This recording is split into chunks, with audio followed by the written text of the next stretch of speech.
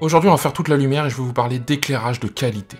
Parce que c'est important de bien éclairer ces vidéos YouTube. Alors c'est un peu de la tech, forcément. C'est un peu orienté vidéo, vous le savez, j'aime bien parler de ça. Et donc on va voir tout ça dans les quelques minutes qu'on va passer ensemble. C'est parti!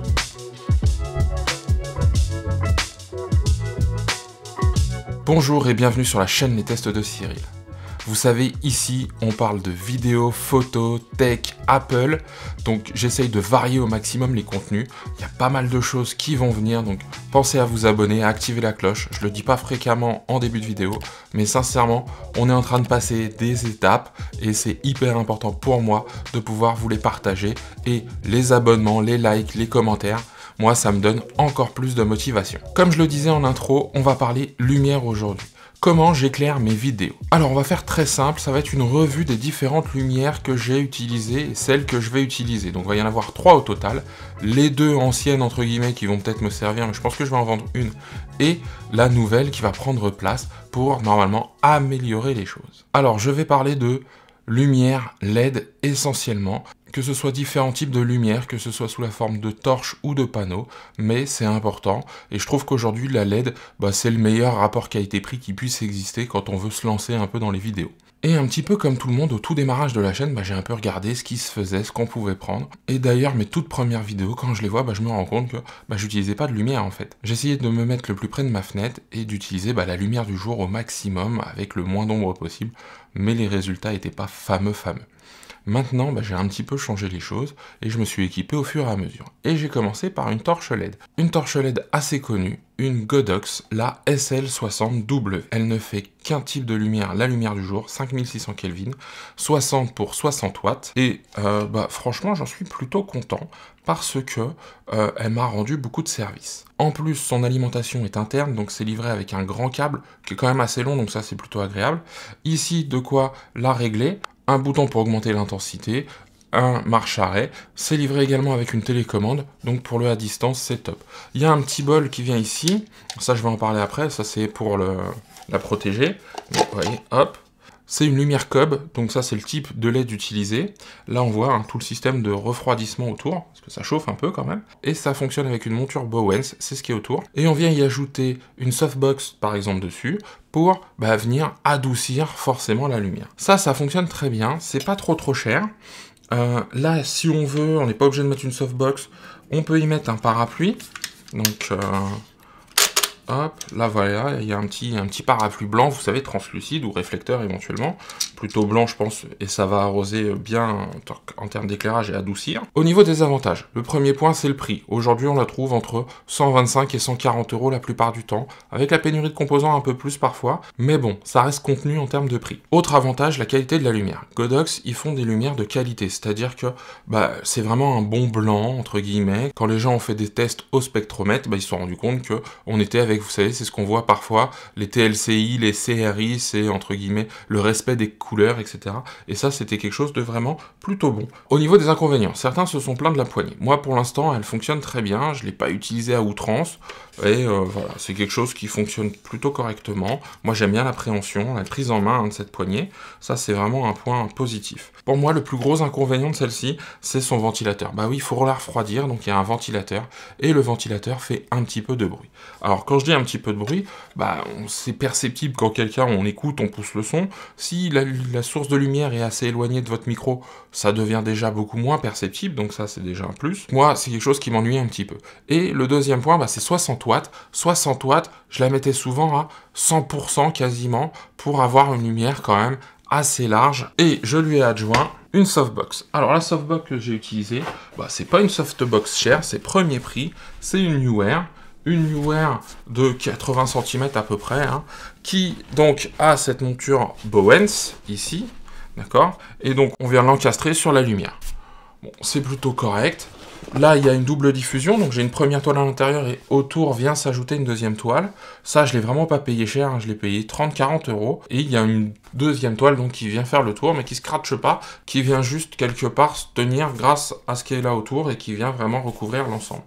Bon, c'est très correct, ça fait bien le job. Le problème avec celle-ci, ce sont les tiges. Il y a 8 tiges, et ces 8 tiges, on doit les mettre une par une. Alors, c'est un peu long dans cette partie-là, alors désolé pour le bruit. Voilà, vous allez le voir ici. Donc dans cette partie-là, vous devez les enficher quelque part, une par une. Et bah c'est pas génial, parce que ça prend du temps, parce que c'est pas ce qu'il y a de mieux. Et donc cette installation ne me convenait pas au final, parce que ça manquait un peu de puissance, et c'était long à mettre en place, et fastidieux.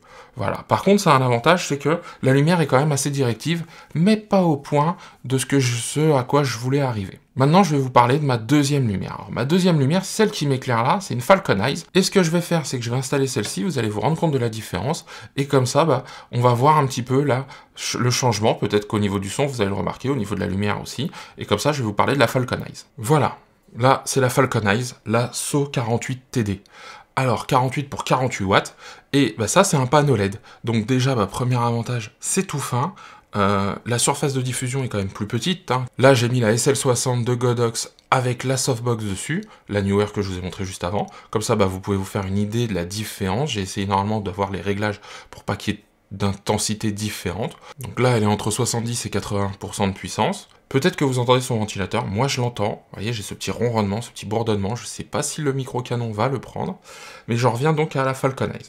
Donc la Falcon Eyes, donc déjà voilà, beaucoup plus simple, pas de softbox, on la met directement comme ça, d'ailleurs il n'y a pas d'accessoire, en tout cas j'en ai pas trouvé pour cette lumière-là, cette light-là. Alors ça a beaucoup d'avantages quand même, déjà sans ventilateur. Complètement silencieux. Ça, c'est le premier point. C'est fourni avec une housse de transport. Cette housse de transport, moi, je la trouve très correcte. D'accord? Elle est bien, elle est assez grande, tout rentre dedans. Et ça fait le job. La Godox, j'ai un carton avec du polystyrène, je la remets dedans, et c'est tout. Il n'y a pas autre chose dessus. Par contre, la Godox est fournie avec une télécommande, celle-ci n'est pas fournie avec une télécommande. Autre avantage de celle-ci, c'est la température de couleur. La température de couleur va du blanc chaud au 6500 Kelvin, donc un blanc un peu plus froid. Moi, je mets toujours à 5600, lumière du jour. C'est normalement ce qui fonctionne le mieux pour moi, et c'est d'après ce que j'ai vu, ce qui était bien pour les vidéos, en tout cas dans ce que je vous proposais. J'ai pas encore ce côté artistique qui vient à ce niveau-là. Au niveau du dos, le câble se met en XLR, on peut le brancher à une console en DMX si j'ai bien compris, donc des consoles pour régler cette partie-là. Donc on peut régler le canal, ça pas de souci. On peut régler les Kelvin, on peut régler forcément l'intensité, et il y a une petite roue ici crantée. Bon, les boutons sont pas de top qualité, mais bon, ça c'est pas trop méchant. Ici, je peux y mettre soit une batterie V-mount, soit y mettre un adaptateur pour mettre des batteries de type NPF. Donc ça peut fonctionner sur batterie, d'ailleurs on le voit ici. Donc il n'y a pas de batterie fournie, par contre l'adaptateur NPF il est fourni. Sinon il y a le câble, avec une alimentation au bout du premier câble, et après il y a un deuxième câble qui repart jusqu'à la prise murale. 90% de mes vidéos ont été tournées avec celle-ci, parce que c'est celle qui fait pas de bruit, et qui est la plus facile aussi à mettre en œuvre. Je la mets sur le pied, je l'allume, ça roule. La Godox, c'est faut la poser, faut monter la softbox, faut installer la softbox, etc. Plus le bruit du ventilateur. Donc la Falcon Eyes a pour elle sa facilité de mise en œuvre, une lumière quand même de qualité aussi, franchement j'ai pas grand chose à lui reprocher, moi je suis très content. Par contre, elle a un inconvénient, c'est qu'elle arrose toute la pièce, c'est-à-dire que vous voyez, comme là je vais pas mettre le flux quelque part, elle arrose toute la pièce. Donc j'ai plus de mal à faire mon fond coloré, donc j'y arrive, tant bien que mal. Avec l'iPhone, je gérais mieux. Avec le Sony ZV-10, le fond, j'ai plus de mal à retrouver les couleurs, etc. Ce sont des petits réglages qui sont sur l'iPhone et qui sont pas pris forcément en compte sur le Sony ZV-10. Mais bon, dans l'ensemble, elle fonctionne très bien et j'en suis hyper satisfait. Et récemment m'est venue l'idée de augmenter encore une fois la qualité des vidéos. Pourquoi? Parce que je voulais quelque chose d'un petit peu plus qualitatif, et puis de me dire aussi si j'ai besoin d'un peu plus de puissance, si j'ai besoin de faire des jeux de lumière un peu différents, qu'est-ce qu'on pourrait utiliser? Donc, là, celle-ci, je vais la garder parce que je la trouve super bien. La Godox, je pense que je vais la mettre en vente. Et donc, j'ai investi sur une nouvelle lumière, et je vous montre ça tout de suite. Et voilà, j'ai craqué. Alors on va pas s'enflammer, il y a marqué Aputure sur le carton, mais c'est la marque entrée de gamme d'Aputure que j'ai, c'est Amaran.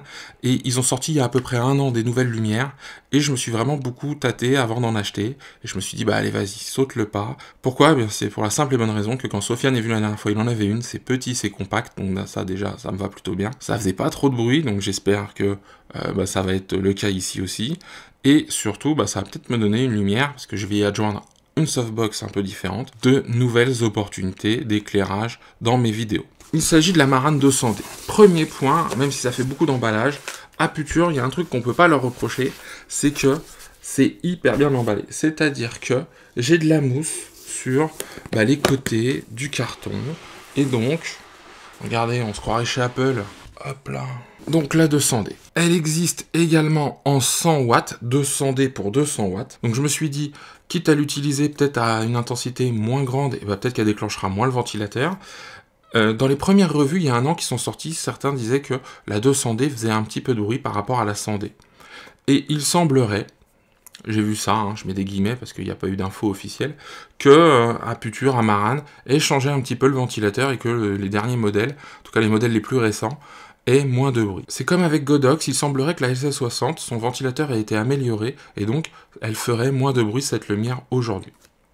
J'ai pas été vérifié, c'est juste des commentaires, des retours que j'ai vus de certains youtubeurs là-dessus. Alors comme je le disais, c'est Amaran, c'est l'entrée de gamme, donc il y a des petites choses qu'on n'a pas quand même chez les autres. Et ça m'ennuie un petit peu. Pourquoi? Parce que, j'ai un carton de transport, alors avec une poignée, c'est mieux que la Godox, d'accord? Mais c'est moins bien par exemple que la Falcon Eyes où j'ai vraiment un sac de rangement avec la mousse, je la mets dedans, hop, je mets tous mes câbles dedans. Et surtout, j'aurais trouvé sympa, même si je l'avais payé, d'avoir un petit sac de transport. Aujourd'hui, il y en a des nouvelles qui sont arrivées, des small rigs, mais qui étaient moins puissantes, qui ont l'air pas beaucoup plus bruyantes, avec une application, parce que celle-ci aussi se gère avec le smartphone, comme les small rigs, j'ai pas pu tester, et les small rigs sont fournis avec un sac. Donc ça, c'est vraiment le point différenciant. Maintenant, celle-ci, elle fonctionne avec une application, CitusLink, qui fait que c'est l'application d'Aputure, donc si un jour je viens à évoluer, et je pense que maintenant je resterai dans cet écosystème, avec l'application qui a l'air d'être la meilleure du marché, donc c'est aussi une des raisons qu'on fait que j'ai pris ce modèle-là et pas un autre. Il y en avait une dernière qui m'intéressait, c'était une Godox, une UL150. UL150, donc torche LED, un petit peu comme celle-ci ou comme la SL60 que je vous ai montré avant, mais sans ventilateur, donc zéro bruit, jusqu'à 100% de puissance. Mais 150 watts, donc un peu moins puissante que celle-ci, des très bonnes couleurs, etc.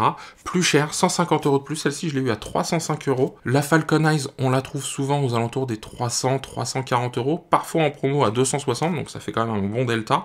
Moi je l'ai eu à 265 quand je l'ai acheté, mais c'était il y a un petit moment. Et la Godox était à plus de 450, voire 460 €.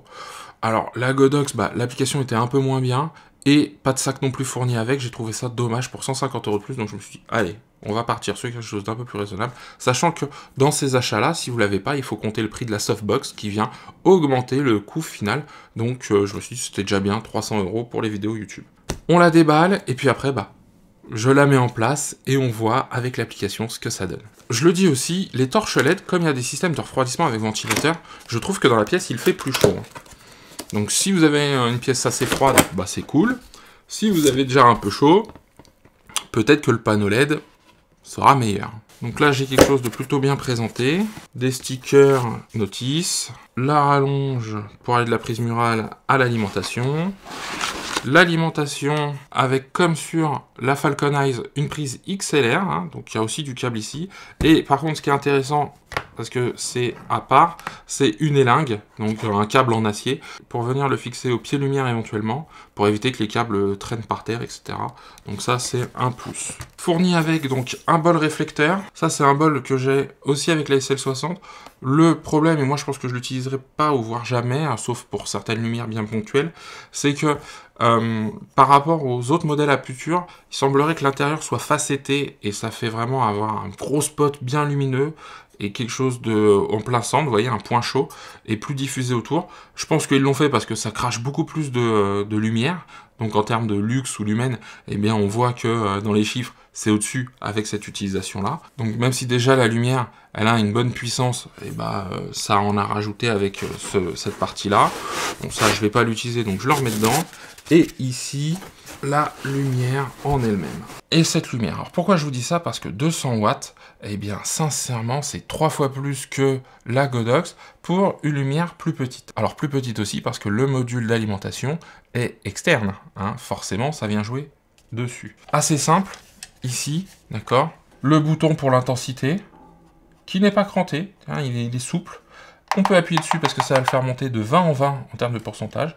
Un bouton pour resetter le Bluetooth et un écran de contrôle. Cette partie-là me semble en plastique, mais l'intérieur est en métal. Donc ça c'est un bon point, hein, parce que bah, c'est ce qu'il faut, hein, si on serre un peu fort. J'ai déjà vu que des personnes disaient que le plastique s'était fondu, mais tout fonctionnait parce que toutes les parties, en fait le plastique c'est qu'un habillage. Là ici, il y a un support pour parapluie, donc bien aussi. Et ça, bah, c'est un peu comme la Godox. La poignée est en plastique. Bon, plastique qui fait pas génial, hein, je le dis au toucher, mais bon, qui a l'air solide. Et les plaques ici sont en métal. Donc ça, bah, avant d'acheter, il faut vraiment regarder, parce que ce sont des parties qui s'usent le plus vite, hein, c'est celles où il y a le plus de contraintes.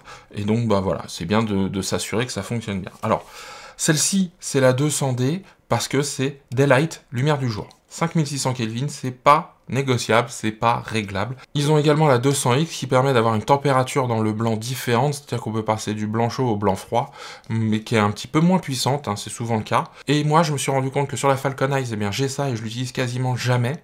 Donc, je me suis dit, bah, autant économiser et passer là-dessus directement. La finition tout autour est plastique, mais on voit qu'il y a un petit système de radiateur sur le dessus.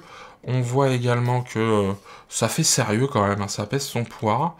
Là, le système pour décrocher. Hop là. Et donc, bah, comme pour l'autre, un système de cob, ici, hein, qu'on voit. Et avec mon TurboWens. Et chose que je ne vous ai pas montré, j'ai investi dans la marque Aputure et j'ai pris une nouvelle softbox. Alors je me suis fait plaisir sur la softbox parce que je me suis dit, bah celle-ci, si je change de lumière, je la garderai. Et encore une fois, je reviens là-dessus, parfois l'investissement, il faut un peu plus attendre et économiser un peu plus pour avoir le produit top qui va nous faire des années. Sauf si ça nous empêche de créer. Je vais chercher la softbox, je vous la montre, et après, on voit un petit peu ce que ça donne pour terminer et conclure sur cette vidéo. Voilà, la softbox. Alors la softbox, déjà, bah, c'est encore une fois Aputure. Là, c'est pas la sous-marque, c'est Aputure. Il n'y a pas de softbox Amaran encore. Déjà, elle est fournie avec un sac de transport rembourré. Alors, on entend quelques pièces en métal. Double fermeture éclair. Là, on sent quand même que on vient de passer un step, hein, dans la qualité des produits. Je peux vous dire que la petite softbox Neewer que j'ai juste là, c'est pas du tout le même sac, hein. C'est un sachet quelque part en tissu qui permet juste de ranger les choses, de les plier, etc., etc. Alors, cette softbox, qu'est-ce qu'elle a? Donc bon, manuel d'utilisation. Je vais revenir là-dessus. Là, j'ai quoi? Donc, dans des sachets, j'ai l'étoile, la grille nid d'abeille. La grille nid d'abeille, ça va être super important parce que je ne l'ai pas sur la softbox Neewer. Ça va me permettre normalement de diriger le flux de lumière bien vers moi et donc de moins, entre guillemets, arroser autour. Et donc, normalement, j'espère, je vais vraiment y faire attention, eh bien, mon fond sera un peu plus coloré avec mes lumières RGB. Ça, je vais pas l'utiliser, en tout cas, c'est pas prévu pour le moment. C'est un système qui permet, normalement, si je dis pas de bêtises, voilà, donc de mettre des gélatines pour colorer, hein, si par exemple, les gélatines, hein, c'est des feuilles en plastique transparent, on va dire ça comme ça, et de couleurs, et donc on les met devant la lumière, et si je veux mettre du violet, bah hop, je fais ça. Maintenant, avec les lumières RGB, je pense que ça a un peu moins d'intérêt, mais hyper intéressant que ce soit fourni avec, encore une fois, parce que bah, c'est du plus, et le plus, on ne dit pas non. Et là, la softbox en elle-même. Alors, ça fait un peu de bruit, hein, j'en suis désolé. C'est ça, en fait, c'est cette partie-là qui tourne, donc je vais la visser un petit peu comme ça, ça va arrêter de tourner. Voilà. Ce qui est intéressant avec cette softbox, c'est que bah, toutes les baleines sont dedans. Donc là, vous voyez, elle est prête déjà à être montée. L'autre, il faut que je les enlève une par une, que je les range, que je les remette. Ça bouge tout le temps. Parfois, je rate un côté où ça passe, voilà, à côté. Donc, la baleine s'en va ou tombe. Là, déjà, il y en a beaucoup plus. Mais surtout, tout est intégré. Donc, c'est un petit système ici avec ces petits systèmes-là pour les relâcher. On va venir les emboîter en tirant dessus, les clics, et normalement la softbox va se monter.